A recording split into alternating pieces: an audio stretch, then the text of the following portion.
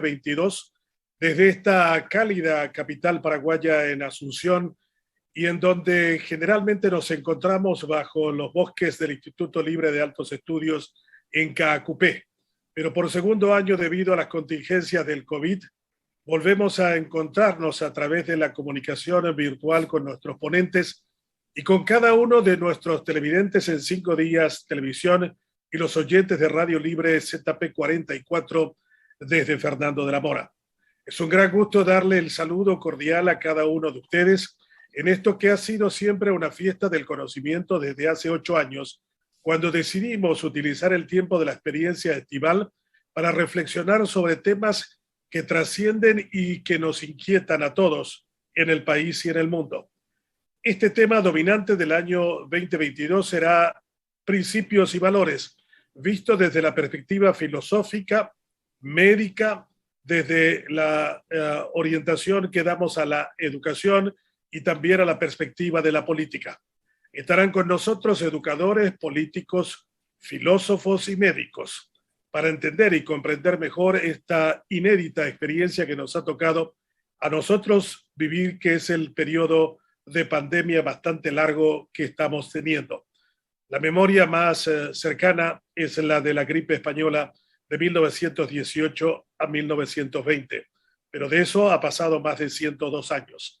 El Paraguay y el mundo se encuentran ante una nueva oleada de la variante Omicron del COVID, que ha tenido también unos efectos de propagación inéditos y desconocidos, y con un impacto en donde varios conceptos que tocamos generalmente en nuestros encuentros de univerano han vuelto a aparecer. Incertidumbre, dudas, tribulaciones, temores, angustias y, ¿por qué no?, depresiones. Pero por el otro lado también vemos quizás la oportunidad de construir algo nuevo, algo que nos reconcilie con esa normalidad que todos ambicionamos alguna vez y que se encontraba como molestosa referencia incluso ya antes de la pandemia. Sin más preámbulos, doy la bienvenida a nuestro ponente de esta mañana, el doctor Mario Ramos Reyes, quien está con nosotros desde Overland, en Kansas, Estados Unidos. Es un filósofo, diplomático y docente. Nació en Asunción, en Paraguay, y reside en los Estados Unidos desde hace varias décadas. Es licenciado en filosofía y abogado por la Universidad Católica de Asunción, donde ejerció la docencia por muchos años. Tiene un posgrado en Derecho Natural por la Universidad de Navarra en España, máster en Filosofía Natural Moral en Holy Apostle College de Connecticut y Teología en la Universidad de Ave María de la Florida. Es doctor por la Universidad de Kansas, especializado en Filosofía Política e Historia de las Ideas, con énfasis en América Latina. El Cuerpo Consular de Kansas City le confirió el título de cónsul general emérito. Está en una ciudad que tiene ahora 5 grados bajo cero. Aquí en el Paraguay estamos por llegar a los 40. Pero con todo eso es una gran satisfacción volver a reencontrarme con mi amigo Mario Ramos Reyes y con el maestro que a todos nos hace falta para entender la crisis actual. ¿Es una crisis de principios o de valores? Buenos días, un gran placer escucharte, doctor Mario Ramos Reyes. Buenos días, Benjamín.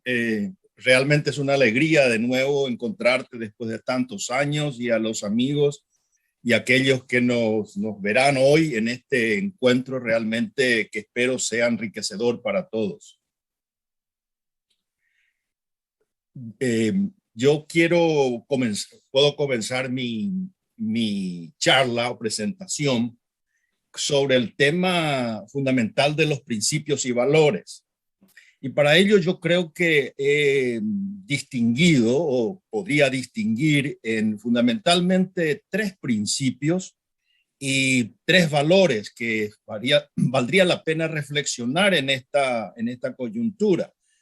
Yo siempre recuerdo una frase, yo creo que muy interesante, de un teólogo americano que fue célebre en su tiempo, que siempre me causó cierta curiosidad y cierta provocación.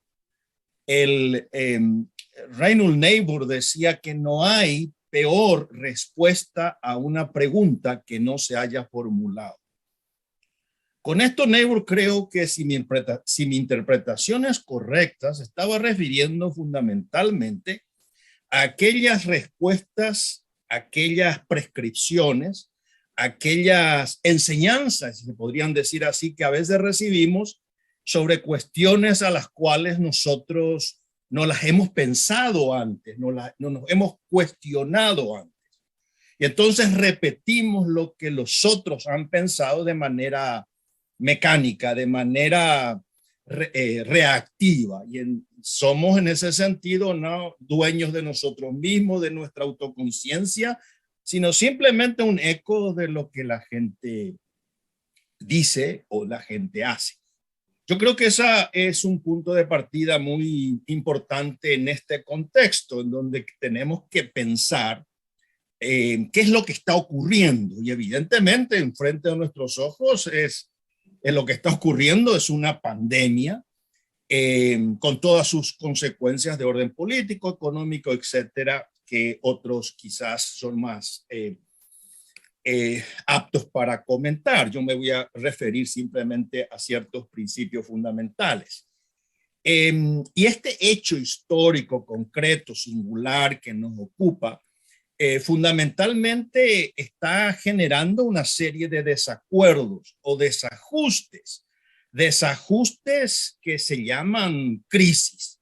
Crisis en un sentido significativo de descomposición, que es un poco una de las formas en que se puede derivar la etimología de crisis, no solamente de un juzgamiento de una realidad, sino una disgregación. Y en donde la ciudadanía, que se supone debe autogobernarse como en cualquier república o en cualquier democracia que funciona, digamos, está en un estado de desasosiego, de duda, de incertidumbre, no se sabe bien el futuro, no se sabe cuál sería la nueva normalidad o si existirá esa nueva normalidad y cómo será ella. Es decir, estamos de nuevo, repito, momento de incertidumbre. Y eso lleva evidentemente a ciertas reacciones y entonces la democracia en general se torna una especie de guerra. No diría de guerra caliente, pero sí de guerra de ciertos medios de comunicación, medios digitales, donde se nota la agresividad y se nota digamos, la angustia de mucha gente, evidentemente muy razonable en algunos casos, en otros no tanto. Entonces, en base a eso, yo creo que vemos que nuestra democracia en general, y acá no me refiero solamente a una en particular, sino yo creo que no solamente las democracias emergentes, sino también las desarrolladas están sufriendo una crisis al interior de sus sistemas.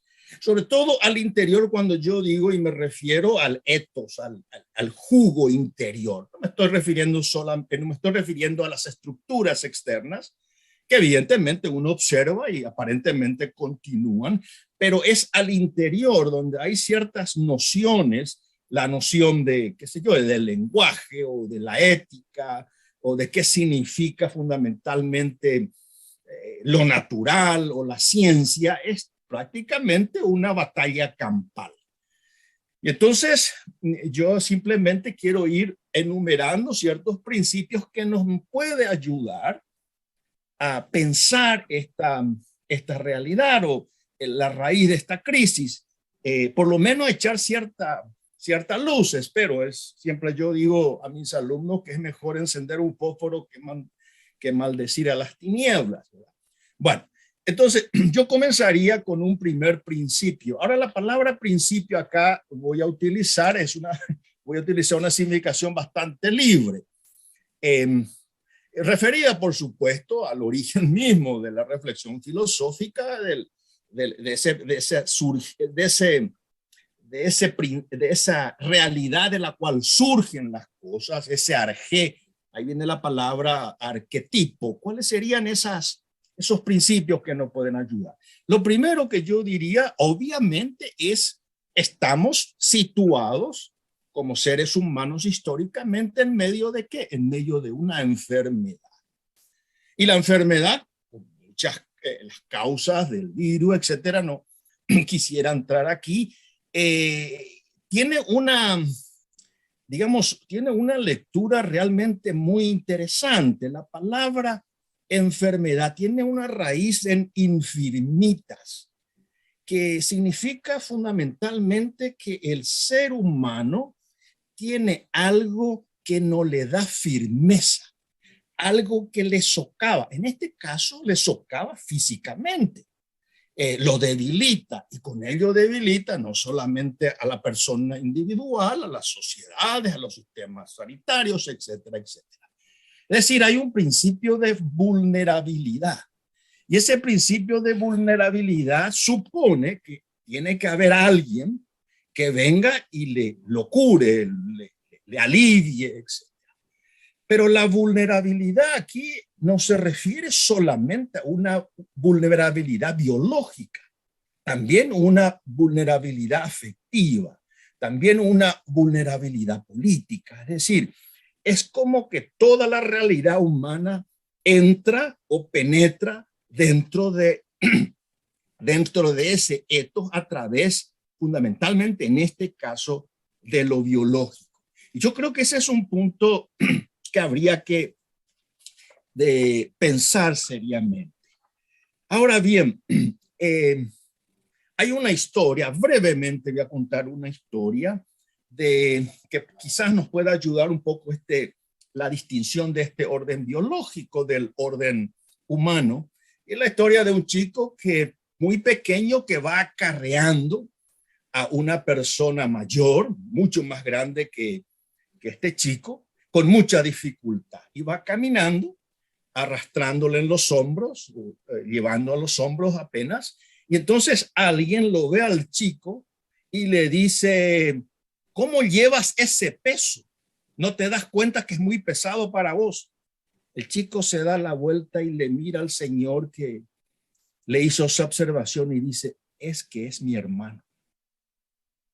Yo creo que en esa historia muestra un poco la realidad de que nosotros, y me estoy refiriendo al sujeto humano, somos el uno para el otro, no solamente una realidad de orden biológica, no una realidad de orden medible, cuantificable. Hay algo más. Ese peso, entre comillas, que este chico estaba llevando, no era un peso simplemente medible, era su hermano. No interesaba la cantidad de kilos que podría tener, sino es simplemente la afectividad, el amor, la libertad con que este chico va llevando solidariamente al otro. Yo creo que esa distinción en nuestra sociedad es vital. ¿Por qué? Porque reducimos al otro a lo meramente cuantificable, medible, utilitario, etcétera. Y entonces la lucha no es una lucha argumentativa de dos personas que están estableciendo cierto diálogo, sino es una guerra con el fin de eliminar al otro, no necesariamente físicamente, puede ser eliminar de manera moral, por ejemplo, o política. Y entonces, ¿qué es lo que ocurre? Es decir, ¿cómo nosotros podemos comenzar, digamos, esta navegación, digamos, de este autoconocimiento? Y me refiero a otra pequeña historia, si se quiere, si me dejan referir. Y es lo que en el inicio mismo del pensar democrático, en el inicio mismo de la reflexión sobre esa realidad que somos los seres humanos. Recuerden que en la antigüedad ateniense la isonomía, la igualdad era un poco lo que aspiraba, digamos, a la convivencia humana con todas las dificultades que eso supondría. Pero hay un señalamiento muy clave, sobre todo en la tradición del pensamiento griego, y es que es lo que uno tiene que hacer en los momentos de crisis. La respuesta inmediata, sin entrar en muchos detalles, era, bueno, conocerse a sí mismo.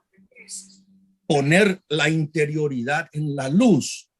Y es la historia muy concreta de Sócrates, cuando Sócrates recibe del templo de Delfos fundamentalmente aquella afirmación de que él era el hombre más sabio de la Hélade. Pero bueno, pero el punto es este.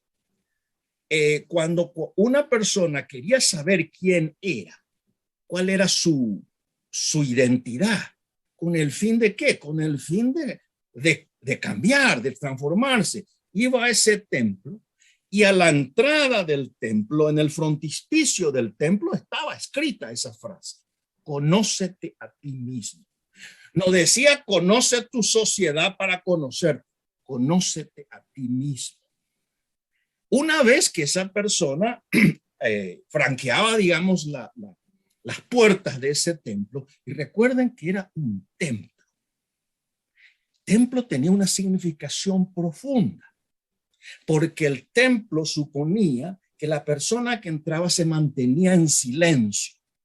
El silencio para escuchar el misterio, pero no solo el misterio, el otro, como decimos nosotros, con mayúscula, sino escucharse también a sí mismo. Pero al entrar y estando dentro de ese templo, de la sacralidad del lugar, había otra inscripción inmediatamente. Y la inscripción decía: nunca demasiado. Nunca demasiado. ¿Qué quiere decir fundamentalmente? Nunca en los extremos. Es decir, tiene que haber un equilibrio. ¿Un equilibrio de qué? De esa persona que se encuentra a sí mismo con su corazón y que no va de un extremo al otro. Entonces el corazón es concorde con el otro, el cor del corazón, y viene la concordia. Evidentemente eso que no es muy fácil. Pero si prosigo un poquitito más, esta tradición muy rica fue recogida por los trágicos griegos. Y en los trágicos griegos siempre había como que una duda de todo eso. Está bien, el equilibrio, la concordia, el conocerse a sí mismo, pero dicen los trágicos: ¿por qué tengo que sufrir tanto? ¿Por qué el ser humano tiene que sufrir tanto? Era como que el ser humano estaba como marchando históricamente en una suerte de manifestación donde llevaba una pancarta, y en la pancarta estaba escrita una señal de protesta contra la creación. ¿Por qué la señal de protesta? Porque esa existencia era incómoda. Esa existencia parecía que no tenía solución, entre comillas. Es decir, que no tenía punto desde el cual reflexionar. Y entonces aparecía como inmersa en el enorme dolor humano. Yo creo que ahí, ¿qué es lo que surge? Ahí surge fundamentalmente lo que se ha dado en llamar la pregunta. La pregunta sobre quién. ¿Sobre quién soy yo? ¿Quién es el ser humano para que te acuerdes de él? Ese es el eco que nosotros tenemos en la Sagrada Escritura. ¿Quiénes somos entonces? Entonces, yo creo que el primer punto es que reconocer que la enfermedad es una oportunidad para reflexionar sobre nosotros mismos y evitar ese aturdimiento que a veces nos acicatea con la desesperación de todas las noticias que podemos recibir. Y me muevo un poquitito más, acercándome al segundo punto, al punto de la ética. Pero antes de eso quiero hacer otra pequeña historia. Una pequeña historia que se refiere, quizás a mí me encanta la música clásica, se refiere a Schubert, el gran compositor de la Sinfonía Inacabada. Ya la Sinfonía Inacabada misma muestra un poco el sentido peregrinatorio de la existencia humana. Bueno, pero la historia es la siguiente. Se cuenta que el hermano de Schubert, que vivía con él, en una pequeña casa, sobreviviendo, digamos, los infortunios de alguien que se dedica al arte. Estaba pasando un invierno muy crudo y quería avivar el fuego de su pequeña chimenea. Entonces estira la mano desde un cajón, esos cajones que todos tenemos, donde tenemos un montón de papeles arrugados, estira, saca un montón de papeles, los arruga, y cuando se movía para ir a alimentar ese fuego que estaba muriendo, se da cuenta, mirando de reojo, en que había algunas inscripciones en ese papel, en esos papeles. Desarruga ese bollo de papel y comienza y se da cuenta que hay toda unos signos musicales. Dice, no, esto es de mi hermano. ¿Qué es lo que estaba haciendo el hermano? Estaba por quemar la sinfonía inacabada. ¿Qué puede uno colegir de todo esto? Que la realidad humana, sea la realidad física biológica o la realidad del entorno, no se reduce estrictamente a lo material. Esa partitura era una cuestión de papel, pero no solo de papel. Esa partitura de papel enfrente de alguien o de un artista que pueda co-crear o recrear la belleza que implícitamente estaba en su propio texto es algo inefable, algo que no tiene medida. Solamente la medida de la belleza. Y yo creo que en ese acto creador también se ve la dignidad profunda de la persona humana. Y a veces reducimos estrictamente a lo instrumental. Es decir, el papel me sirve para quemar, tal otra realidad es simplemente un instrumento, y en última instancia el ser humano en relación a otros seres humanos son meros instrumentos, y eso se nota fundamentalmente en el área política, donde es simplemente una lucha por el poder. Es decir, tiene que haber ahí, digamos, como un salto, una actitud que nos mueva fundamentalmente desde qué? Desde una realidad que aparentemente es inerta, es una realidad que es intangible, que tiene una enorme valoración. Valoración no solamente para mí, que puedo ser un compositor, para los que me escuchan, para la humanidad como tal. Es lo que a veces yo les digo a mis alumnos cuando muy a menudo yo comienzo una clase llevando la República de Platón. Para muchos eso sonará esperanto. Pero Platón lo que hace es un diálogo. Y el diálogo no está muerto, está en el texto. Pero depende del intérprete, en ese momento el director de orquesta, que haga traer a la vida eso que está ahí, como una semilla que va a florecer de nuevo. Y entonces se va recreando, y las posibilidades, como diría mi gran profesor Adriano Irala, las posibilidades de esa obra son infinitas. ¿Por qué? Porque esa obra tenía un sentido de eternidad y un sentido de universalidad. Y de lo mismo podemos decir de cualquier otra o de muchas otras obras. Es decir, que el ser humano es apertura, es un haz de posibilidades.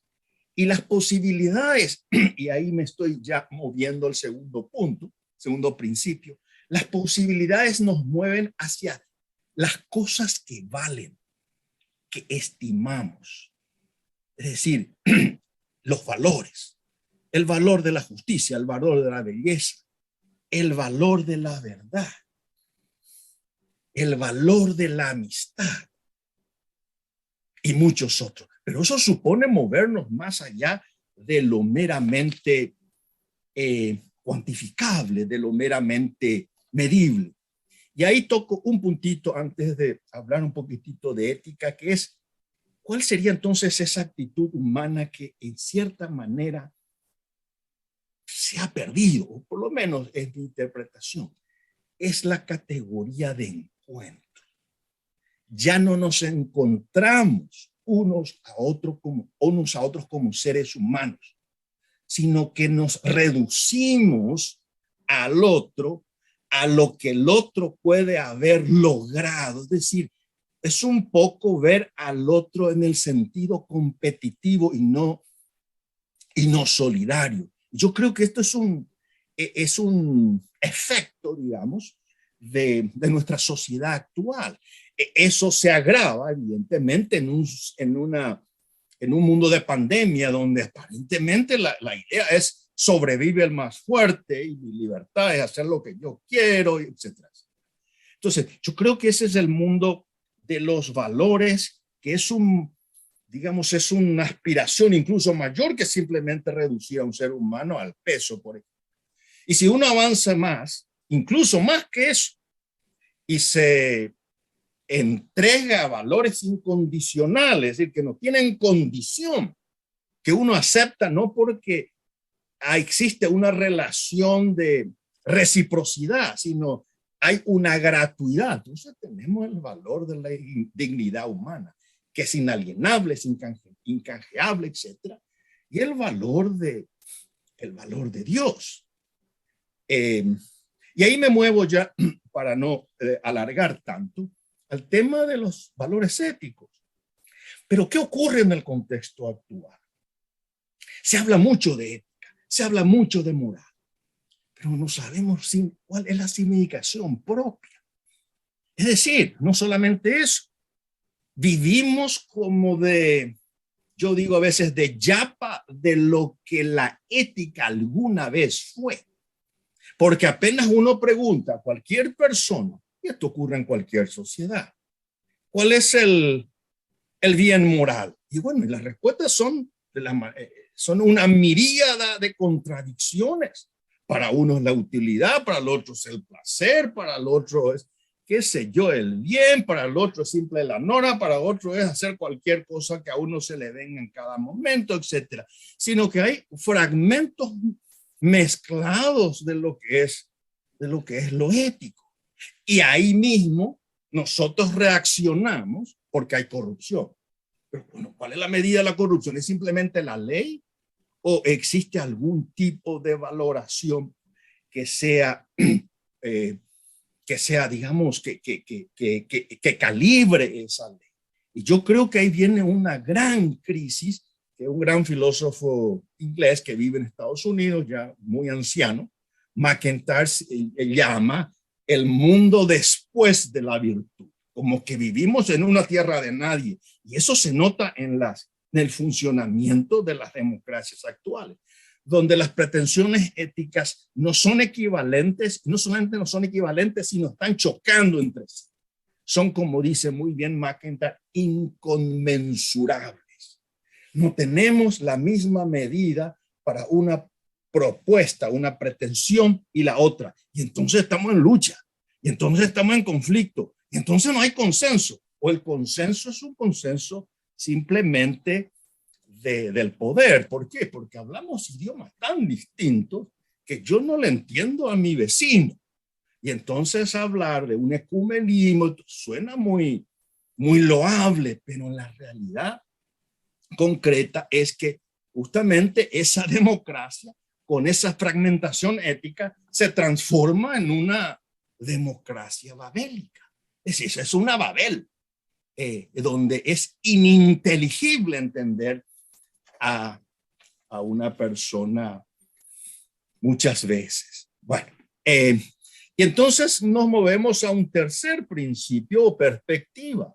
¿Cómo se da entonces esta sociedad? Esta sociedad aparentemente ha olvidado o vive ya no de la verdad, ya ni se plantea uno la verdad. Si todo es relativo, entonces vivimos lo que se ha dado en llamar el mundo de la posverdad. Y entonces lo que existe son simplemente fake news, o como dicen los españoles, los bulos, las invenciones, las conspiraciones. Y entonces, fundamentalmente ya, ¿qué es lo que tiene sentido? Lo que tiene sentido valga la redundancia, valga la paradoja, sería el sobrevivir. Y el sobrevivir en medio de la incertidumbre.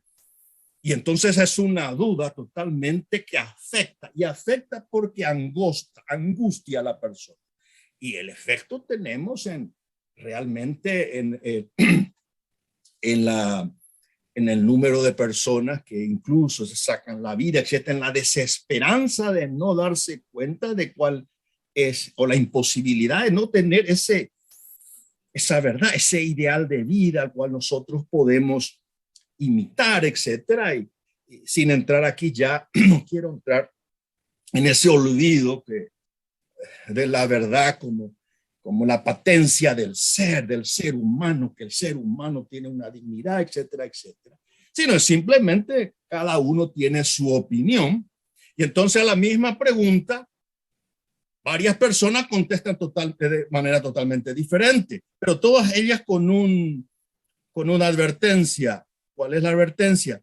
De que ellas creen que su respuesta no es realmente la respuesta verdadera, porque la verdad no existe. Y entonces, ¿qué es la sociedad? Y la sociedad es una batahola.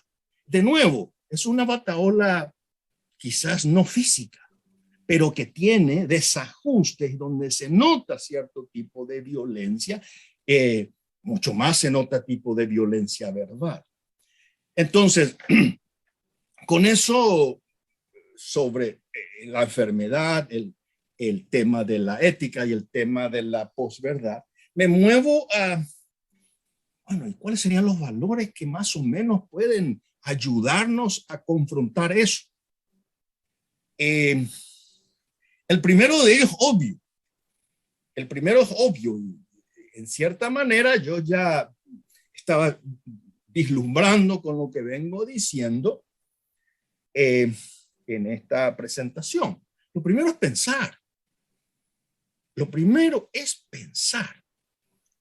El problema nomás que yo encuentro es, sabemos lo que es pensar. ¿Cómo yo sé que pienso? Comenzaré con algo muy negativo.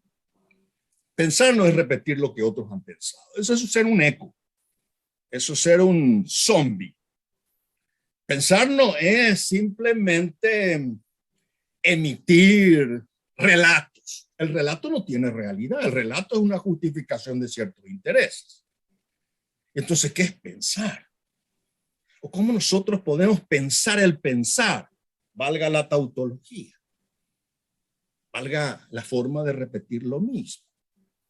Y en eso yo siempre recurro de nuevo a los clásicos. Y recurro a Platón. Platón nos cuenta en un diálogo el Teeteto. Era un joven inquieto de su época, que hablaba con nosotros, buscando realmente esa verdad, esa patencia, esa aletheia, como dicen los griegos, esa verdad del conocerse a sí mismo, etcétera, etcétera. Y en el Teeteto, en un momento, Teeteto le dice a Sócrates, bueno, Sócrates, te estás hablando mucho, ¿qué es lo que significa pensar? Y Sócrates le dice esto: pensar es el diálogo del alma consigo misma. Pensar es el diálogo del alma consigo misma. Si uno comienza a reflexionar, dice diálogo. Diálogo significa más que uno, pero yo soy uno. Entonces, ¿cómo es eso? Es monólogo. No, no es diálogo.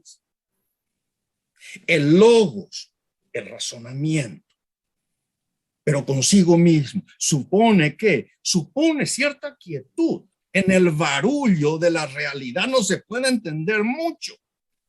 Y entonces hay un diálogo. Ahora, ese diálogo uno lo tiene por el hecho de ser persona. No. Sócrates dice, no vayas a creer que porque vos sos un ser humano vos podés pensar. Tenés la capacidad, pero no quiere decir que pienses. ¿Por qué? Porque pensar, ese diálogo, dice Platón a través de Sócrates, dice, no, supone que un ejercicio, supone, digamos, hoy en un lenguaje actual, un entrenamiento. Así como si yo quiero decir, bueno, yo puedo correr 100 metros. Bueno, por el hecho de ser un ser humano no puedo correr, tengo que entrenarme y aún aunque me entrene ya no puedo correr 100 metros. Pero el punto es que si uno quiere pensar, como si uno quiere bailar, como si uno quiere correr, tiene que ejercitarse. Eso no nace por ósmosis, eso no nace por generación espontánea, supone un ejercicio de la conversación interior consigo mismo. Ahora, ¿qué supone esa conversación? Esa conversación supone por lo menos 4 cosas. Primero, supone que aquello que uno está pensando hay que definirlo. Es el famoso búsqueda del concepto como una realidad que da luz a la realidad. Cuando yo converso y dialogo, tengo que saber de aquello que estoy conversando. Por lo tanto, definime tu término, no digas cualquier cosa. Y eso supone que yo tenga que saber algo previamente a ese pensar. Pero dejemos eso por el momento. ¿Cuál sería el segundo punto luego de esa definición? El análisis. Yo tengo que distinguir las partes, así como hice hoy, es decir, una serie de puntos, el análisis y después una síntesis. Recoger todo eso y decir, mira, esta es la mirada, así yo lo veo. Y entonces la síntesis es la sinopsis, es como ver en conjunto. No ver simplemente la parcialidad, la especialidad, sino vemos el conjunto. Después vemos los detalles. Entonces uno se mueve desde el concepto, el análisis y la síntesis. Pero no queda todo ahí. Al final está mirar sobre lo que uno ha mirar sobre lo que uno ha cabalgado, digamos, el concepto, el análisis, la síntesis, y hacer ¿qué? Hacer una reflexión, una flexión del logos, de mi inteligencia sobre lo que pensé. Y uno digo, la pucha, acá creo que en estas conexiones, en estas definiciones tengo que afinar. Y entonces ahí viene la conversación, es una reflexión. Y esa reflexión es la crítica sobre uno mismo. Krinein quiere decir juzgar. Entonces uno va conversando. Pero hay algo más para terminar este punto. Para iniciar esa conversación con uno mismo, uno tiene que saber algo primero.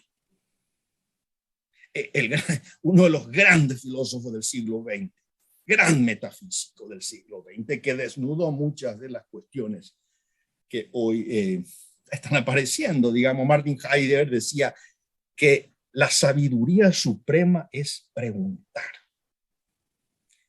Y decía, pero ¿por qué preguntamos? Porque sabemos algo. Si supiéramos todo, no vamos a preguntar. ¿Para qué vamos a preguntar? Y si ignoramos todo, tampoco vamos a preguntar porque no sabemos sobre qué preguntar. Pregunta aquel que algo sabe. Y en la medida en que sabe, pregunta mejor. Por supuesto, es lo que ocurre cuando uno va a una clase. Yo siempre les mando, los digo a los alumnos, ustedes me leen tal capítulo antes de la clase. ¿Por qué? Porque ahí las preguntas van a ser preguntas realmente mucho más sabrosas, porque el alumno ya está sabiendo algo. No viene de una suerte de tabula rasa, de ignorancia del tema. El punto radica en esto. ¿Dónde está ese algo que yo puedo aprender y desde dónde pregunto? Ese algo desde donde pregunto y desde donde comienzo ese pensar es el proceso de la educación. Educación como qué? Educere, lo que yo tengo dentro y como que me sale de mí mismo. Digo bien, como que me sale de mí mismo, pero no me sale de mí mismo. ¿Por qué no me sale de mí mismo? Porque yo no soy un ser aislado, una isla. Yo nazco en un contexto, yo soy un ser en el mundo, como decimos, vivió en una historia. Y entonces, ese acto educativo es fundamentalmente un acto del nosotros. Y entonces, yo ¿dónde recibo ese algo? Ese algo recibo desde el contexto en el cual vivo.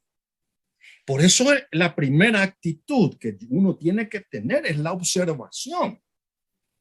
La primera frase de cualquier conocimiento es observar, es la sorpresa, es la curiosidad, es dejarse realmente impactar por la realidad. Ahora, eso hoy día, ese impacto de esa realidad como tal cual es, evidentemente es muy difícil. Y es muy difícil, ¿por qué? Porque vivimos en una jaula virtual que tiene sus bondades como instrumento. Pero ¿cuál es esa jaula virtual? No vemos la realidad tal cual es, sino de la manera en que nos cuentan cómo es.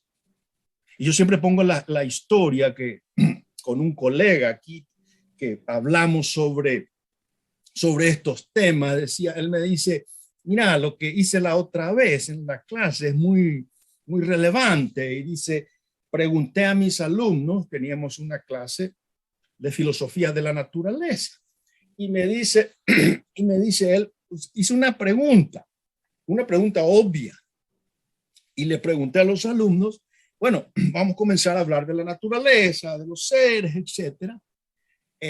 Temas a veces muy complejos, pero comienzan de algo muy sencillo. Entonces su pregunta fue, mira, díganme usted, vamos a hablar de la agricultura, dice. Pero antes de eso me gustaría saber ustedes de dónde creen que, de dónde ustedes consiguen o tienen su lechuga, le dice. Levanta la mano un alumno y le dijo, del súper. Entonces, el profesor dice, ¿se dan cuenta?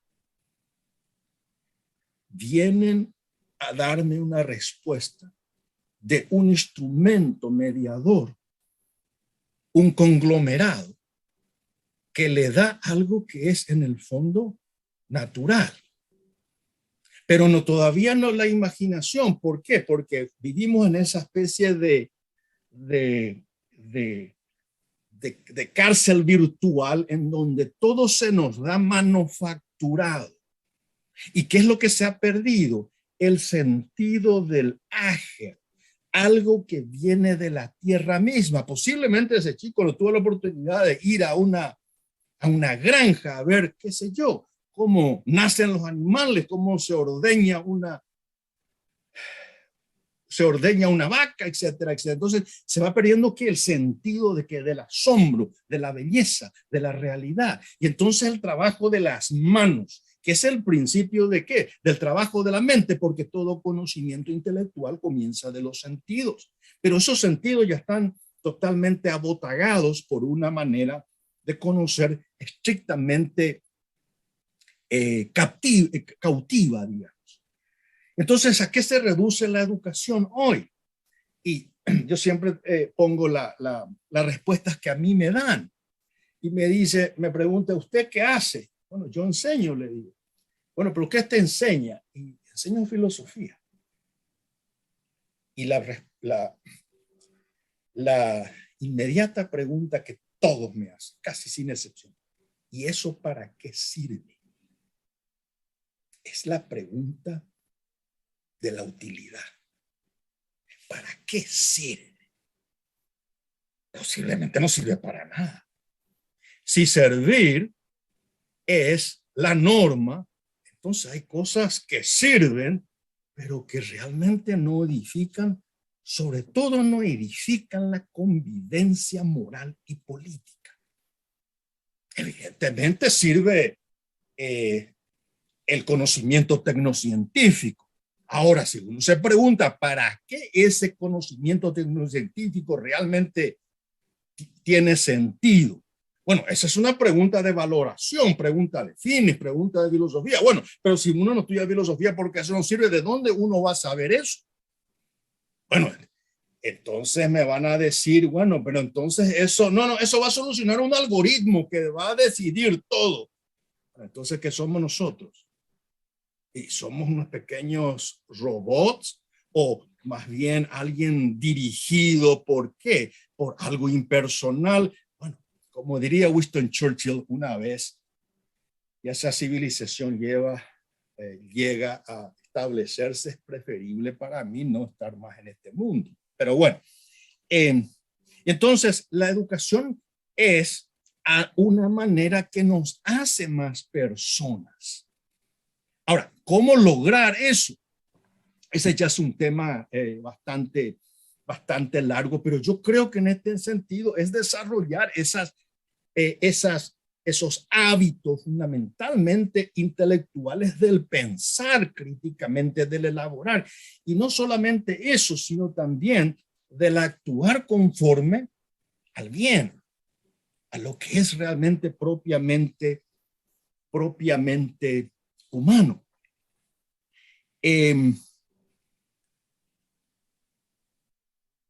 Hay una forma de educación que quizás rescata fundamentalmente eso, que es una educación humanística. Ahora, esto nos va a puede llevar a cosas muy extensas, no quiero entrar en eso, pero yo creo que ese es un punto en el cual uno tiene que enfatizar. Es cierto que el hincapié en la tecnociencia, en la ingeniería, en los negocios, es algo útil para el desarrollo de una comunidad política, es cierto. Pero una comunidad política en su calidad y una democracia no se valora solamente por el Producto Interno Bruto, el desarrollo tecnocientífico, también sobre el desarrollo humano. Y el desarrollo humano crece en la medida en que las comunidades realmente conocen su memoria histórica, artística, filosófica, literaria, etc. Por lo tanto, si uno va dejando de lado las humanidades, es como que la comunidad política está cometiendo un suicidio. ¿El suicidio cuál es? Que alguien va a venir a decidir esas cuestiones porque ya nadie piensa, ya nadie realmente siente el valor de la belleza, y el poder va a decidir, bueno, qué es artístico y qué es no, qué hay que pensar y qué no. Y entonces es un mundo un mundo transhumano. Y yo creo que esa es una tentación que muchas veces caemos. Por eso yo creo que la emergencia educativa actual es en cierta manera comenzar y darse cuenta que el camino realmente a una convivencia no puede dejar de lado aquello que nos hace propiamente humanos, y entre ellos son esos quehaceres que he mencionado anteriormente. Y termino luego de esto, de la educación, con un último valor que, sobre todo en los últimos, después de la Segunda Guerra Mundial, sobre todo, se establece como una suerte de medida, que es la democracia. La democracia como forma de gobierno, pero no solamente forma de gobierno, algunos incluso van más lejos. Forma de vida. Pero si el contenido de esa estructura democrática establecido por la representatividad, etcétera, no quiero entrar en la parte institucional, no tiene los contenidos al cual yo me he referido. Es decir, personas que distingan qué está bien y qué está mal, que no todo lo permitido es honesto, que existen ciertos valores que no pueden ser negociados, que el trabajo como valor realmente tiene una medida mayor que aquel que vive de los otros o vive simplemente de lo que el Estado ofrece.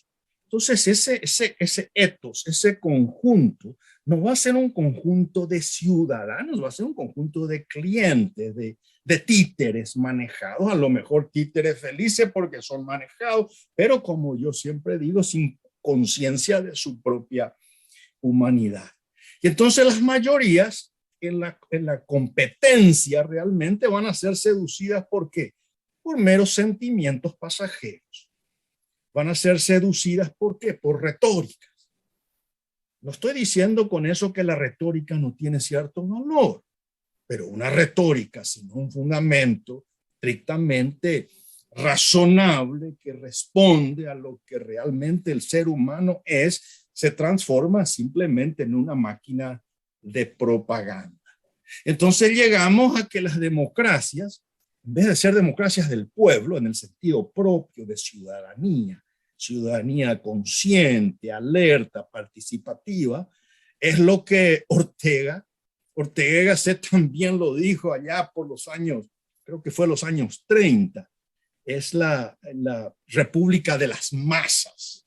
Es simplemente grupos amorfos, como decía él, en donde están al vaivén de aquellos que someten realmente el electorado a las bajas pasiones, etc.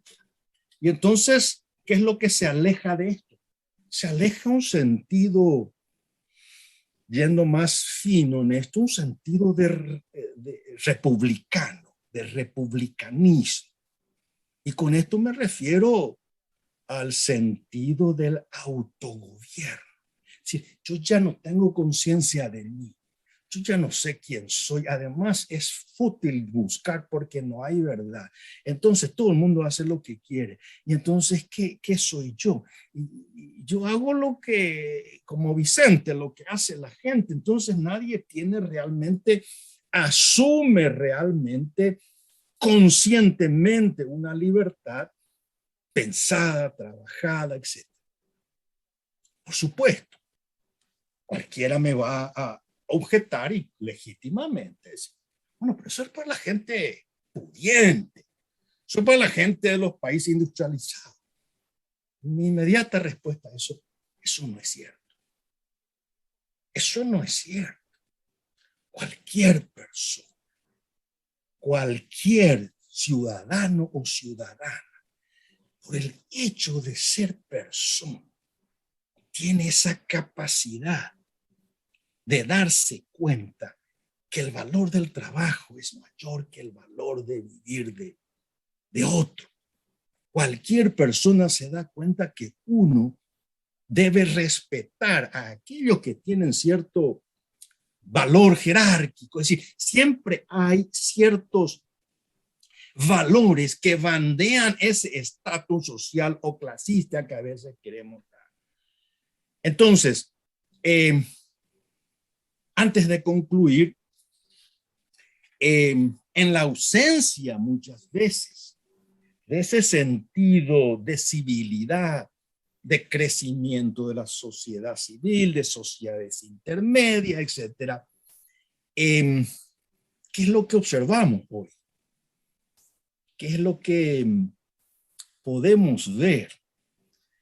Y yo me quiero ponerle ya 3 ejemplos para ir terminando. 3 personajes que yo creo que habitan en nuestro contexto. Y esos 3 personajes fueron enumerados y se hizo una descripción quizás muy interesante. Yo simplemente estoy adaptando a nuestro tiempo. Hizo un filósofo danés, Kierkegaard, el padre del existencialismo, donde él se planteaba exactamente esa despersonalización que él ya venía viendo en toda la civilización europea de su época. Pero de cualquier manera, él decía que en esos momentos de crisis, donde lo humano se nos escapa, donde no captamos que tiene que haber un encuentro, donde realmente uno es simplemente como un momento en ese proceso histórico, donde hablar como yo en este momento estoy hablando es completamente irrelevante, porque lo que la gente quiere es las grandes ideas y las grandes soluciones. Y Kierkegaard dice, no. Esa es nuestra sociedad, decía, donde está gobernada o está, digamos, guiada, entre comillas, por tres personajes, dice. Primero dice el seductor, dice la palabra. ¿Qué es el seductor? El que entretiene. Aquel o aquella, digamos, que está entreteniendo. Es el ámbito de ¿qué? De mirar a nuestro alrededor y son los que animan la sociedad. Fulanito se fue al verano y no le gustó tal cosa, menganito tuvo tal ropita y sotanito, entonces nos entretienen. Nos entretienen en un momento dramático que exige pensar, pero nos entretienen. Y entonces nos olvidamos y estamos festejando si ocurre esto con fulano, si anda con fulano. Y entonces la sociedad ¿de qué? La sociedad del pseudo es del chisme. Y eso es planetario. Y va más, Kierkegaard dice, pero no es solamente eso. También, al mismo tiempo, como existe esa crisis y no se puede arreglar esta sociedad porque hace agua por todos lados, dice él, entonces, ¿qué tenemos? ¿A quién se le confiere, digamos, la autoridad para un arreglo, entre comillas, de esa sociedad? Dice, utilizaré una palabra actual, al manager, al experto. Y ahí viene el experto que va a solucionar el problema político.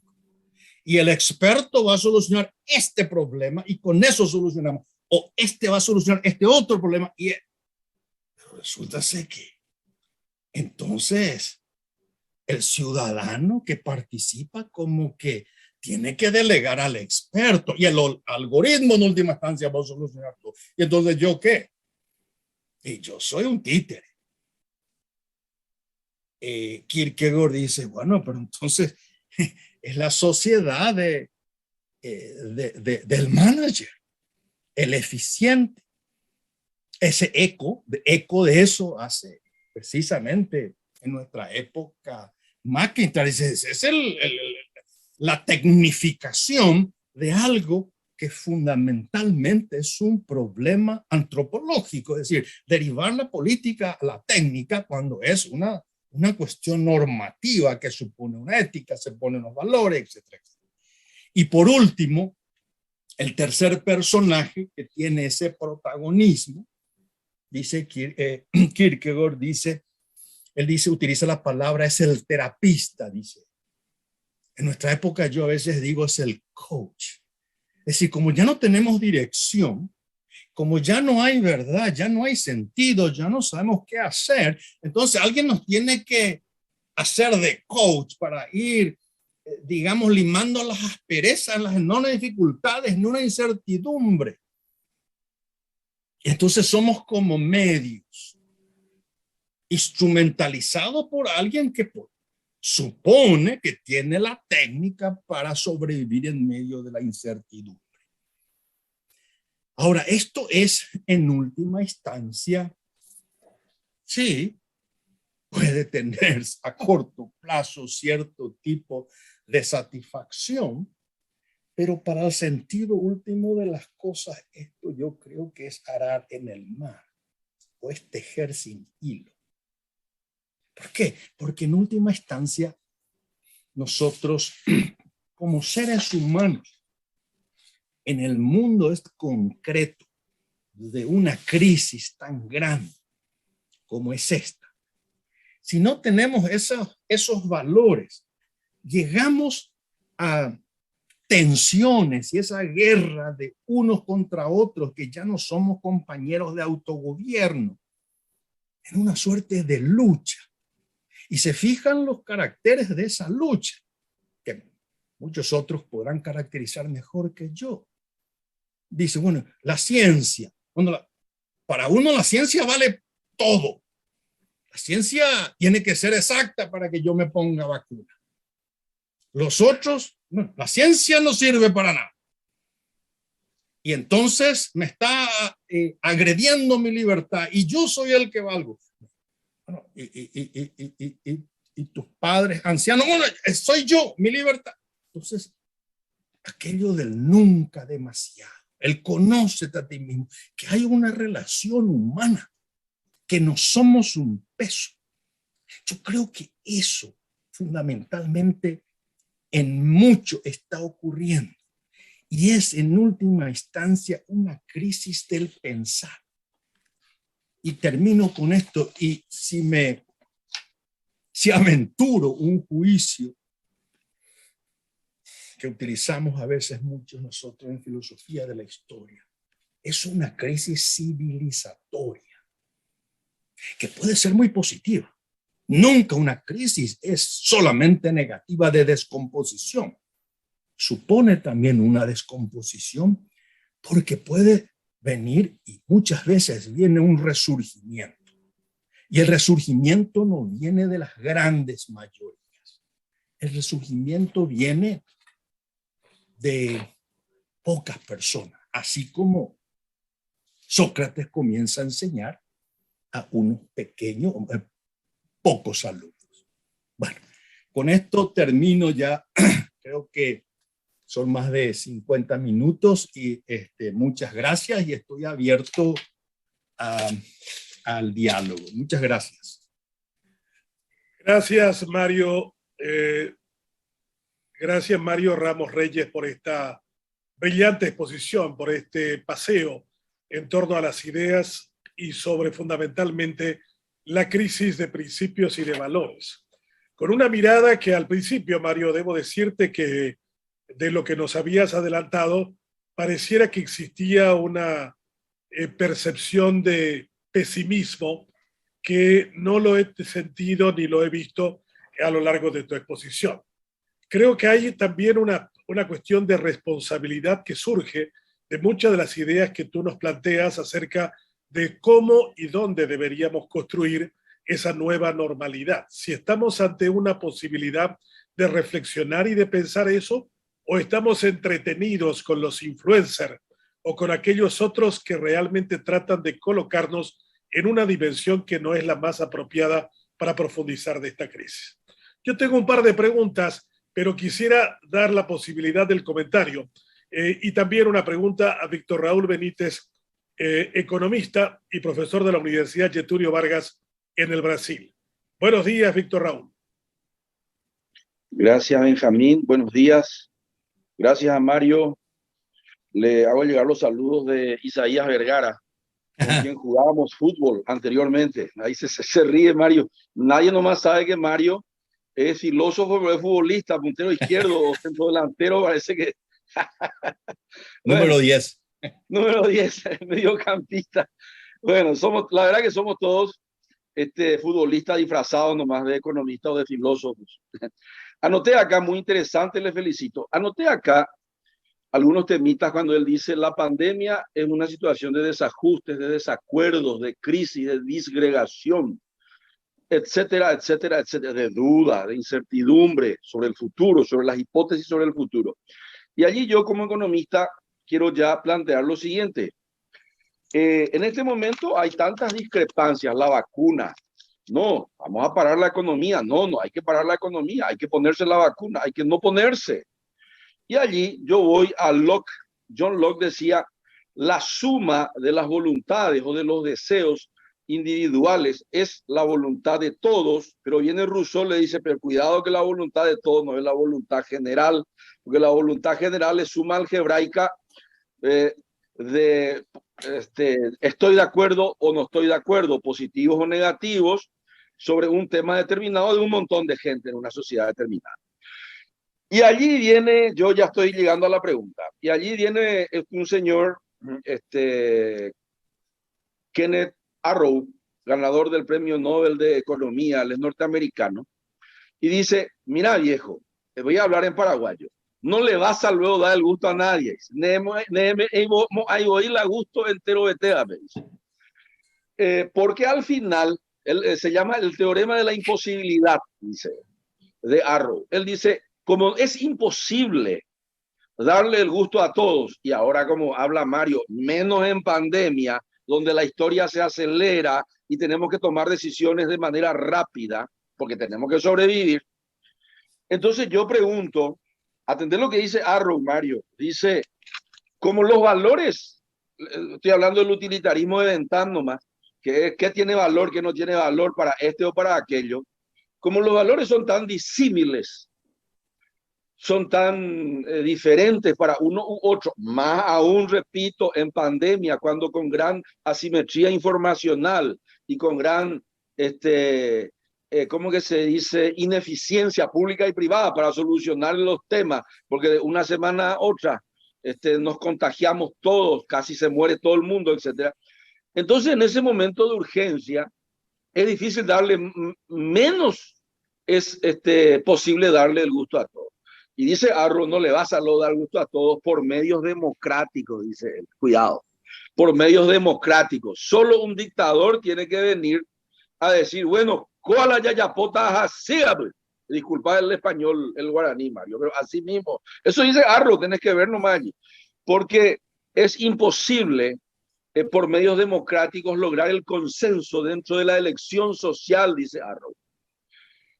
Bueno, la pregunta es, ¿la imposibilidad de Arrow es cierta o solo en países subdesarrollados donde necesitamos pastor y somos ovejas sin pastor? O también en el mundo desarrollado. A mí me sorprendió que todos los norteamericanos le siguieran durante un tiempo a este pastor, el anterior presidente, ¿verdad? Esa es la pregunta. ¿Solo en los países subdesarrollados necesitamos el dictador de Arrow? ¿O en realidad es posible lograr una elección social en modelo John Nash, donde nos demos cuenta que la mejor decisión individual es la peor grupal y que tenemos que sobrevivir únicamente colectivamente? Esa es mi pregunta. Gracias.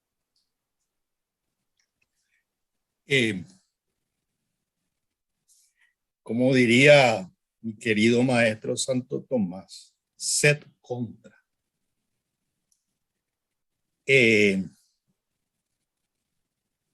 Yo no estoy de acuerdo con las premisas de Arrow. Yo no soy utilitarista. Yo no creo que el placer sea el modo de guiar de lo humano. Y ahí viene una larga explicación que no quiero entrar.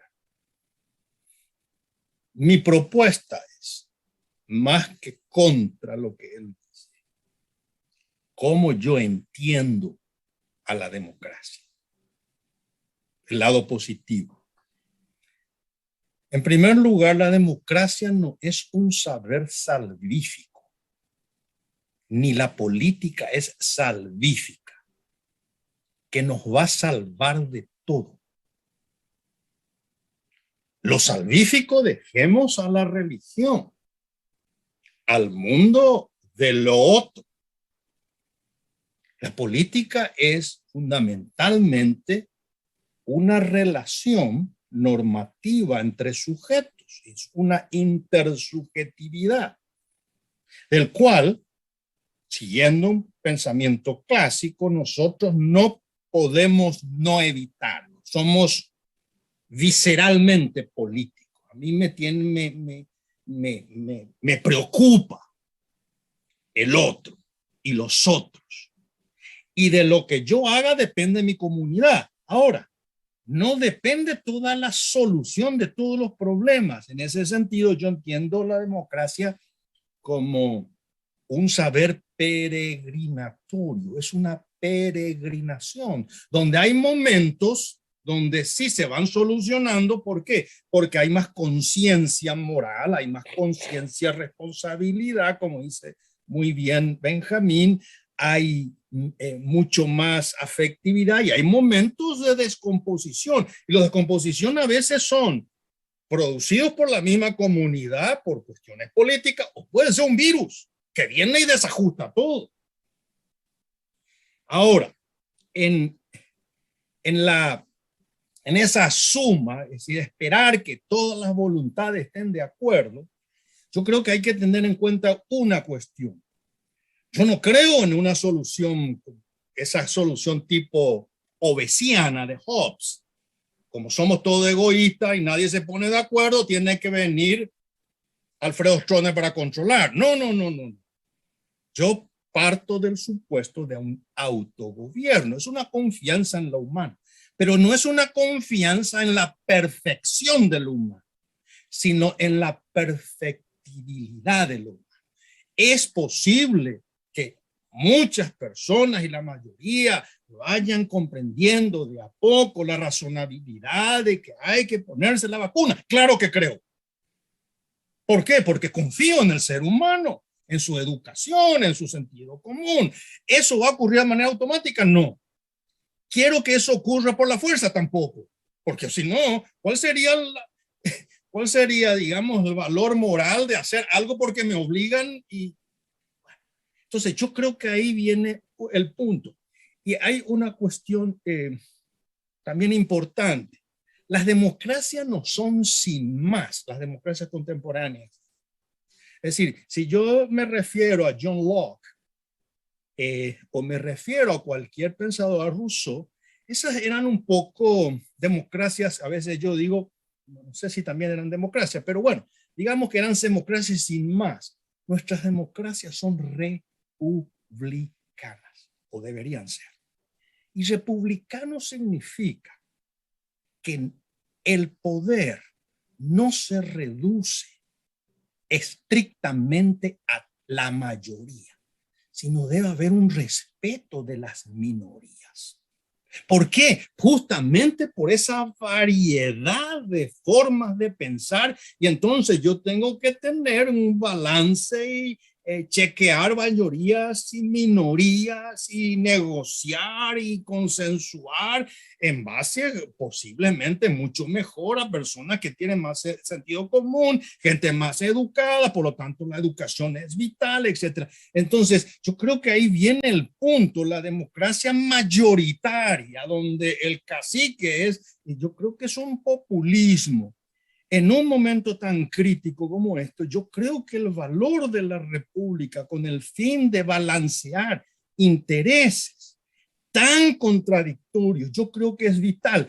Ahora, yo no espero un funcionamiento perfecto. Ninguna democracia, ni de país desarrollado, ni de país emergente, funciona como debería. Es decir, siempre hay... Es como un cachapé que está caminando y hace ruido por todos lados. Cualquier democracia es así. Pero ¿qué es lo cuál es mi apuesta?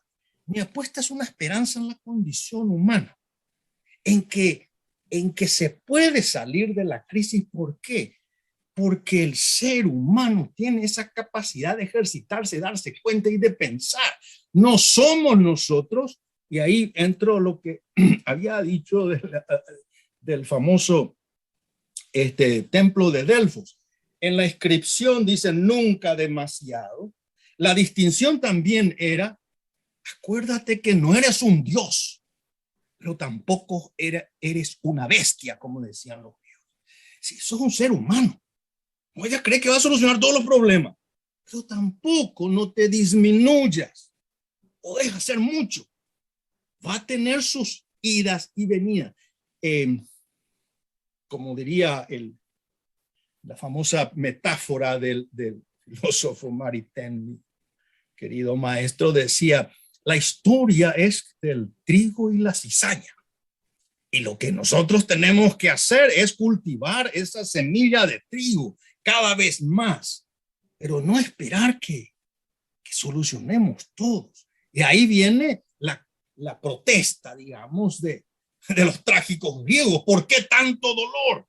Bueno, y yo creo que esa es nuestra lucha. Y ese es el sentido, yo creo, positivo que uno tiene que ver en la confianza en la humanidad. No sé si contesté o... Sí, excelente, excelente, Mario. Le dejo a Benjamín que continúe coordinándonos. Gracias, Mario. Gracias a Víctor también por su planteo provocador acerca de si necesitamos a alguien que guíe. Es una fascinación muy paraguaya, que creemos que la democracia no ha venido para este país para radicarse. Esa flor exótica es mirada siempre con desconfianza en un país que ha tenido al éxito como una permanente razón de dudas en torno a su veracidad. Siempre tendemos a creerle más al fracaso que al éxito. Y siempre entendemos de que el único exégeta de esa realidad tan esquiva a nosotros, en ese cachapé democrático, como dijo Mario Ramos Reyes, es siempre más confiable el fracaso que el éxito. Otro integrante de esta conversación es Ignacio Núñez del Areópago Cordillerano, que es un sitio de reflexión de jóvenes en la capital de Cordilleras. Ignacio, tu comentario y tu pregunta al profesor Mario Ramos Reyes. Dale, muchísimas gracias, doctor Benjamín. Doctor Mario Ramos Reyes, un gusto, un placer escucharle. Ya tuve la oportunidad en algún momento de participar en una de sus conferencias en el Instituto San Roque, justamente en compañía de Víctor Vargas, quien es su conocido y es presidente de la Asociación de Filosofía Cristiana, y así como usted, él es quizá uno de los grandes tomistas en potencias. Y está aquí con nosotros también, yo lo he invitado, yo soy parte de la comisión directiva de la Asociación de Filosofía Cristiana.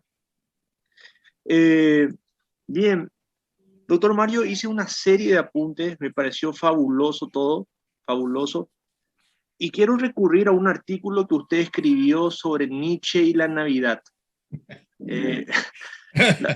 Bastante ingenioso, de hecho, ¿no? Me parecía una explicación fabulosa de lo que es la Gaia Ciencia, ¿no?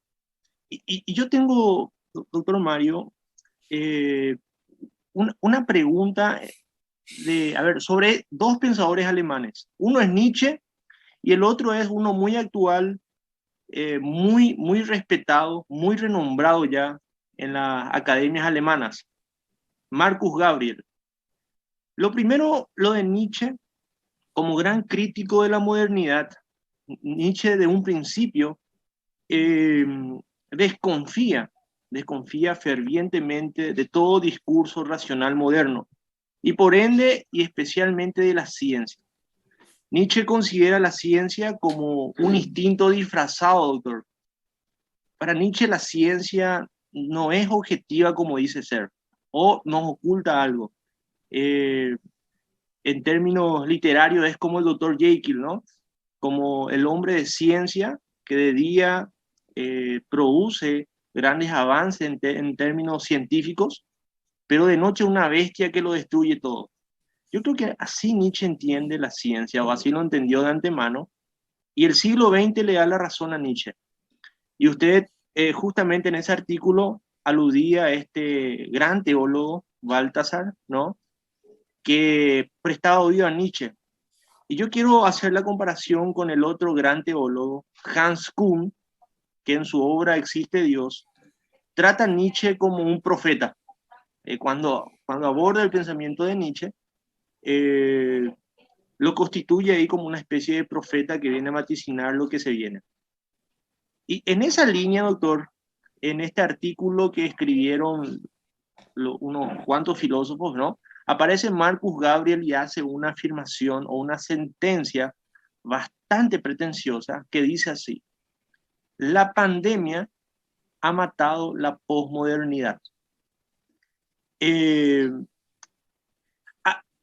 es bastante pretencioso porque, a ver, la posmodernidad, como usted ha explicado aquí brevemente, ¿no? Se caracteriza, entre muchas otras cosas, ¿no? Por la variedad de verdades o la posverdad. Ya no existe la verdad, sino las opiniones. Y esta pandemia viene para demostrar, digamos, de alguna manera, que al final,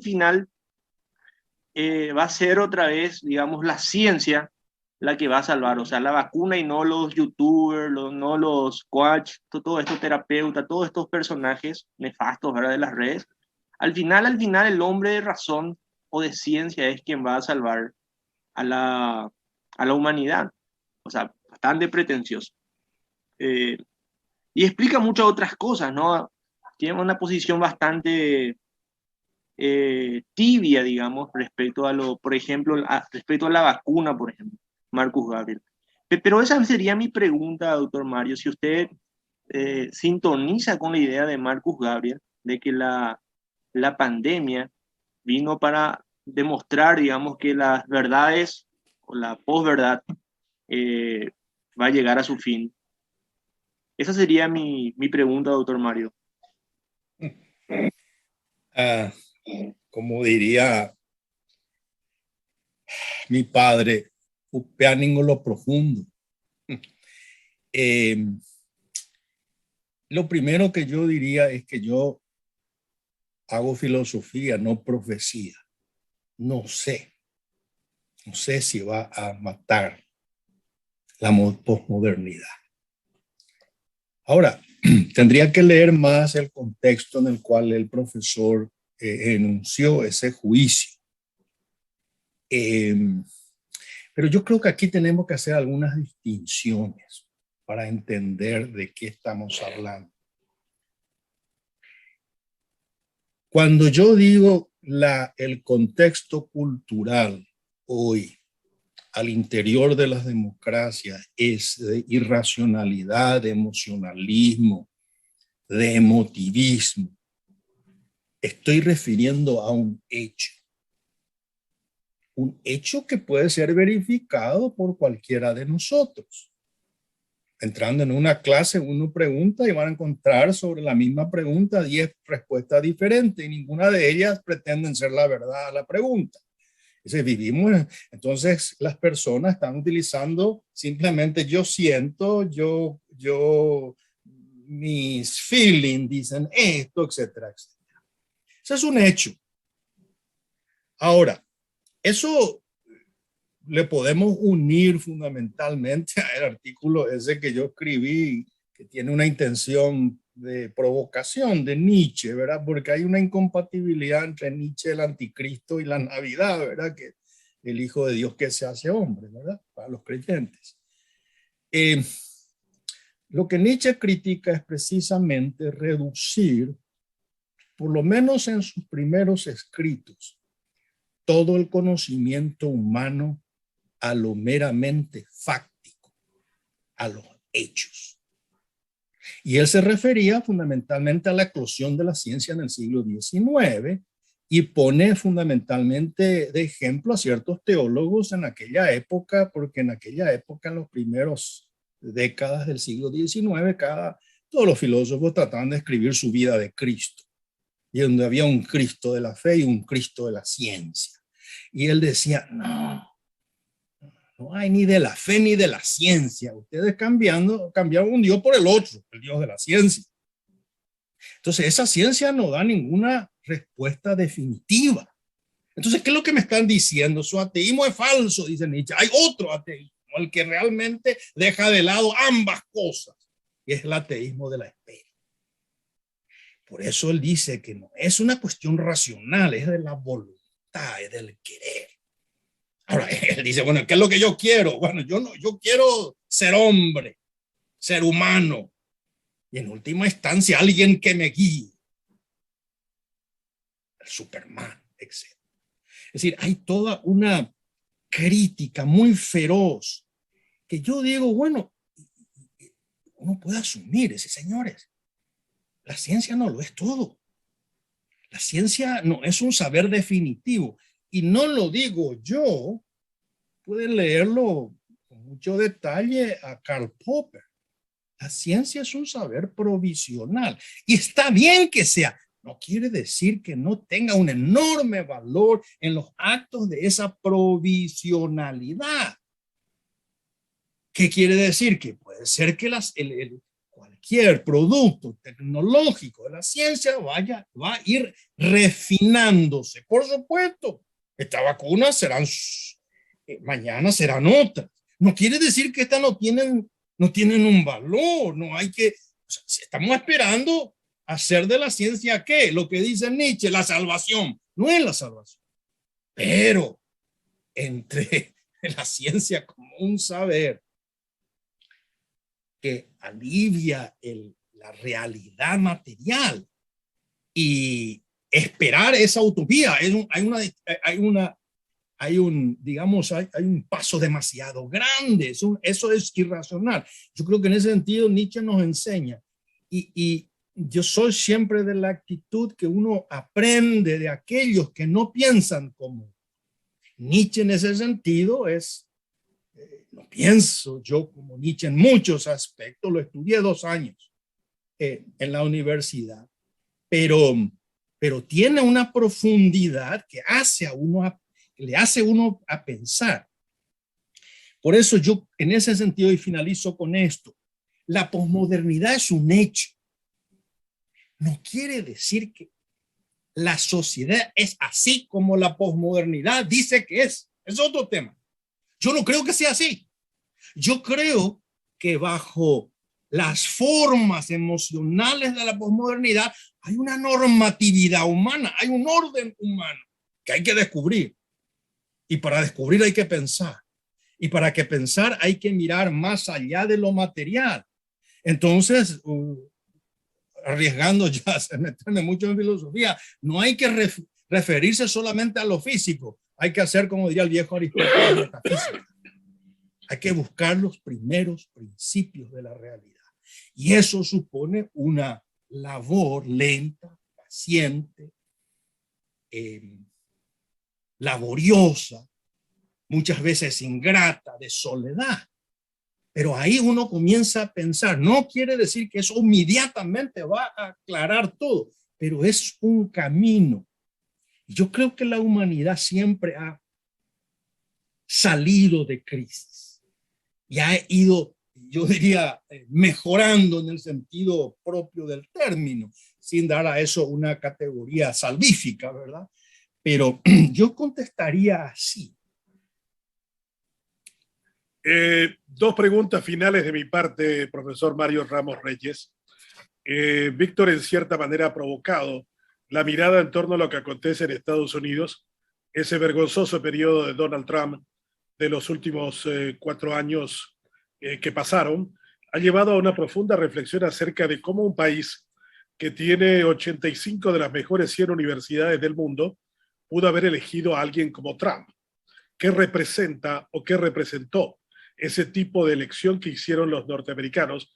¿Y por qué, a pesar de tener una sobreabundancia de vacunas, solo el 60% de ellos se han inoculado?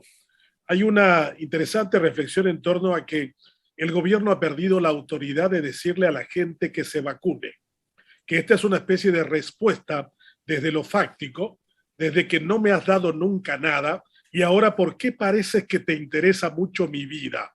Y comienza la gente a sospechar eso y a salir a las calles y a manifestar su repudio. Y eso no acontece solo en Estados Unidos, ahí en el Midwest de Kansas o en Nueva York, sino también en la tierra de Erasmo, en Rotterdam, en Ámsterdam, lo mismo en la Alemania de Nietzsche, donde estuve durante un mes recorriendo esa Europa que parecía más sabia, más adulta, más madura, pero sin embargo tiene un montón de gente que dice, porque me lo pide el gobierno, no me voy a vacunar. El propio Djokovic, viniendo de una Serbia autoritaria, hace toda una bandera en torno a su ingreso a Australia y reivindica mucho de esos conceptos. Y volviendo a lo nuestro, y esto también para relacionar algo que habías hecho en el comentario del cachapé democrático, como este cachapé paraguayo, que siempre se dijo que era un país salvajemente conservador, que solo se sacudía ante la muerte, de donde provino esta nación desde 1870, ¿por qué con 17.700 muertos el año pasado, sin embargo, siguió eligiendo y premiando al Partido Colorado y a sus candidatos? O sea, el pueblo paraguayo no se consterna, no se persigna, no se asombra, no repudia ni la muerte. ¿Por qué uno y otro, profesor Mario Ramos Reyes? Te contestaría de manera gráfica con aquello que dijo Terencio. Nada de lo humano me es ajeno. Yo creo que reintroduce el tema que hoy les traté de comunicar. No porque las instituciones de un país desarrollado, llámese la patria de Erasmo, la patria de Benjamin Franklin o cualquier otra democracia desarrollada tenga instituciones que han aguantado, de utilizar ese término, el paso de los tiempos, el contenido no se pueda deteriorar, no pueda entrar en crisis.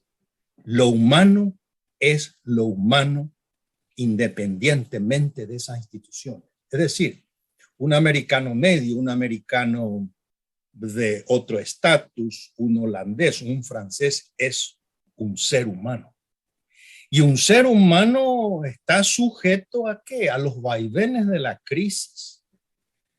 Y un ser humano, sea cual fuere, no por ser francés o americano, ejercita el pensar.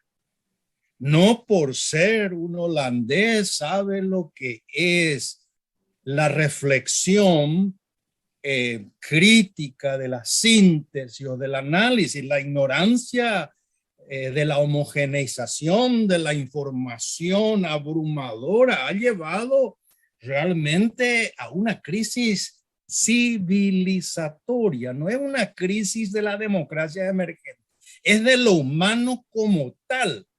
Y entonces que se lo elija tal o cual persona que dice salvar, a mí ya no me extraña, porque yo no estoy hincando la mirada en este pueblo subdesarrollado, no, en el ser humano como tal. Y yo creo que ahí está la crisis. Es decir, si ustedes me dicen a mí, bueno, Estados Unidos tiene la educación, bueno, ¿cuántos metafísicos tiene Harvard? Posiblemente 1 o 2. ¿Cuántos profesores de filosofía han tenido que hacer las maletas y buscar otro trabajo porque el avance de la tecnociencia, bajo el argumento de que ya no necesitamos la filosofía, se han eliminado? Montones. Entonces, la crisis que hay es una crisis de rechazo de lo humano, de la humanización, del valor del pensar, del valor de la filosofía, del valor crítico. Usted me dice, bueno, quiere decir que alguien quiere en última instancia, ya no lo sé. Yo simplemente, esa es una realidad. Y entonces yo no hago esa calificación. Yo creo que lo humano está mal. Mal en el sentido que nos están dando cuenta. Por eso la labor, yo creo, de recuperar eso, de reflexionar sobre eso, es vital. Vital. Estamos en un momento, de nuevo, repito aquella famosa expresión y leyendo algo, si me dan un segundo, hay una frase célebre del libro Tras la virtud de el gran filósofo inglés, británico, inglés, que se muda a Estados Unidos, vive jubilado, McIntyre, y dice lo siguiente, 1984, y leo de manera textual. Esta vez, sin embargo, dice él, los bárbaros no esperan más allá de las fronteras. Ya nos gobiernan desde hace bastante tiempo. Esta vez, sin embargo, está hablando de la crisis actual, el inicio. Los bárbaros no esperan más allá de la frontera. Está utilizando una metáfora, está provocando. Ya nos gobiernan desde hace bastante tiempo. Y después concluye y dice, y es nuestra falta de conciencia de esto lo que constituye parte de nuestro predicamento. Y es nuestra falta de conciencia de esto lo que constituye parte de nuestro predicamento. Si no nos damos cuenta de eso, ese es problema de nosotros. Por eso es la autoconciencia, por eso es reconocer el autogobierno. Y termino con esto. Es famosa la historia, y yo creo que no es apócrifa, pero es una anécdota que puede ser debatida, pero lo interesante es la anécdota. Cuando termina la convención en Filadelfia en 1987, en aquel verano, y salen los convencionales de aquellas sesiones que no eran públicas, no había. El viejito Benjamin Franklin, muy interesante, hay que leer su autobiografía, cómo entiende la República. Sale caminando el viejito al último porque era el más viejito y bueno, y una señora le dice, ¿qué estaban haciendo allá adentro? Y él le contesta la famosa expresión, señora, una república, si es que podemos guardarla, si es que podemos mantenerla. ¿Qué quiere decir eso? Cada generación, que es el humus, el contexto, tiene que ir como teniendo autoconciencia de qué significan las instituciones. Se puede perder, pero claro que se puede perder, como todo lo humano, independientemente de que sea un país desarrollado. Las crisis no hacen acepción de grado de grado de desarrollo. Entonces, en el fondo, por eso yo creo que estamos en el mismo barco, en la misma condición humana. Yo creo que eso hay que rescatar, la crisis de autoridad por todos lados. La crisis no solamente la autoridad estatal, la crisis de autoridad familiar, la familia que se disgrega, que hoy día hablar de familia es un equívoco. Bueno, y eso forma parte no solamente de países en desarrollo, eso es un poco una especie de la homogeneización de la crisis. Ahora, el último tema, Paraguay, la muerte, ¿y qué tiene que pasar para que cambiemos?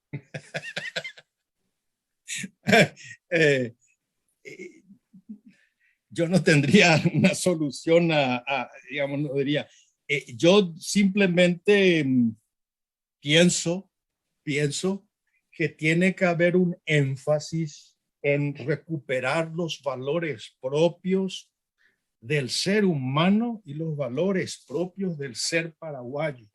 Yo creo que no pasa solamente por una suerte de reforma del esqueleto. Yo no creo que eso es una condición necesaria, quizás, pero nunca es suficiente cuando se habla, vamos a reformar la Constitución, es una condición esa necesaria, quizás. Eso dirán los juristas, pero tiene que haber una condición, tiene que llenar con una condición suficiente, algo más. Y esa es la construcción del sujeto comunitario, de la participación. Y eso viene a través de la educación. Se puede hacer eso de manera masiva, es muy difícil. Yo creo que eso tiene que comenzar con los pequeños grupos que vayan dando de poca autoconciencia ciudadana, de responsabilidad, de ciertos valores y valores a todos los ciudadanos en general. Y esa es una labor realmente difícil, trabajosa y es lenta, no es automática. No porque se importan ideas automáticamente las personas van a comenzar a pensar. Eso es una labor muy larga y muy paciente. Quizás a veces nuestra generación, creo yo, no verá. El tema aquí es que hay que sembrar con el fin de que poco a poco se vaya teniendo conciencia. Esperar la solución rápida, yo creo que es una ilusión y por eso mucha gente tiene la tentación de que el líder iluminado es el que nos va a sacar y nos va a salvar de todos los males ciudadanos. Yo creo que eso es un error. Doctor Mario Ramos Reyes, agradezco muchísimo esta hora y media de sabiduría y de conocimiento que hemos compartido contigo, con la gente de 5 Días Televisión, que transmitió en directo para todo el país y el mundo, para Radio Libre, que también lo hizo. Agradecemos a todos los que han participado en términos de comentaristas, Víctor Raúl Benítez del Club de Ideas y de Ignacio Núñez del Areópago Cordillerano, y a los que también han estado con nosotros en la mesa y los que nos han seguido a través de distintos medios. Me queda la gran tarea de decir, hay que profundizar la reflexión, construir la humanidad que realmente se parezca a sus mejores propósitos y entender de que esta es una crisis que nos debe apalancar a todos en la búsqueda de convertir al cachapé de la democracia en algo que dé menos tumbos y que tenga mayor previsibilidad de cara hacia el futuro. Aquí hemos alcanzado 42 grados de temperatura en este univerano 2022. Espero que la temperatura sea más benigna en esa parte de Kansas, en el medio oeste norteamericano. Gracias, profesor Mario Ramos Reyes. Ha sido un verdadero placer y un lujo. Igualmente, les agradezco infinitamente esta invitación y seguimos en la lucha. De esta manera cerramos nuestro encuentro de Univerano, el primer encuentro de este 2022 en su octavo ciclo. En el próximo encuentro, el sábado a las 10 de la mañana, tendremos al doctor Mime hablando sobre la pandemia y sobre lo que esto implica en términos sanitarios. Ha cambiado nuestra comprensión sobre la salud. ¿Qué tan enfermos estamos los paraguayos? ¿Por qué hay tantos médicos metidos en la política? ¿Qué es lo que realmente en términos metafóricos o reales nos quiere decir esa abundancia de matasanos metidos en la política criolla? Estos y otros temas el próximo sábado a las 10 de la mañana. Desde esta parte de la biblioteca de la Fundación Libre, saludamos a nuestros televidentes de 5 Días TV y también a los oyentes de Radio Libre 1200 en AM. Hasta el próximo día sábado a las 10 de la mañana.